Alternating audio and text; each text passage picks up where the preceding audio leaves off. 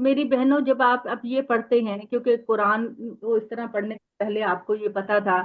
کہ قبر میں تو بڑا عذاب ہوگا اور فرشتے آئیں گے اور یہ ہوگا وہ ہوگا، اب جب آپ پڑھتے ہیں کہ ایسا کچھ نہیں ہوگا تو آپ کو ایک اطمینان سے نہیں ملتا؟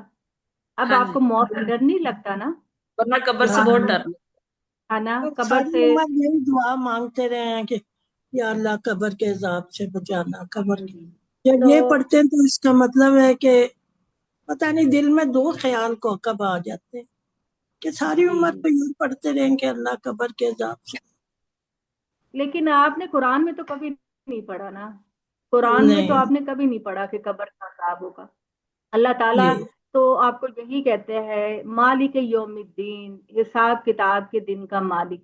تو حساب کتاب تو آپ کا قیامت والے دن ہی ہوگا نا، تو حساب کتاب سے پہلے تو کسی کو سزا نہیں دی جائے گی۔ جی تو اس لیے آپ لوگ اطمینان رکھیں کہ کچھ نہیں ہوگا، اللہ تعالیٰ گہری نیند ہمیں سلا کر عالم برزخ میں آپ نیک لوگوں کی روحوں کو اللہ تعالیٰ بہت اچھی جگہ رکھے گا، بہت خوبصورت جگہ رکھے گا، اور پھر قیامت والے دن جب ہمارا حساب کتاب ہوگا تو اللہ تعالیٰ یقیناً ہمیں خوشخبری سے اور اپنی رحمتوں کی بشارت سے نوازے گا۔ تو مومن جو ہے وہ تو کبھی بھی موت سے نہیں ڈرتا، وہ تو کبھی بھی، کیونکہ اس کو پتا ہوتا ہے کہ میرا انجام جو ہے نا وہ بہت اچھا ہونے والا،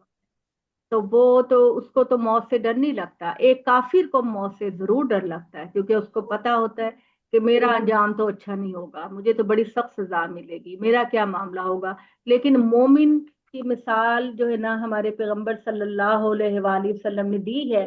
کہ مومن اس طرح سے ہوتا ہے دنیا کے اندر جیسے وہ کسی قید خانے میں ہوتا ہے، ٹھیک ہے، وہ جیسے کسی قید خانے میں ہوتا ہے، اور جب اس کی وفات ہو جاتی ہے تو یوں لگتا ہے کہ جیسے اس کو قید خانے سے نجات مل گئی ہے،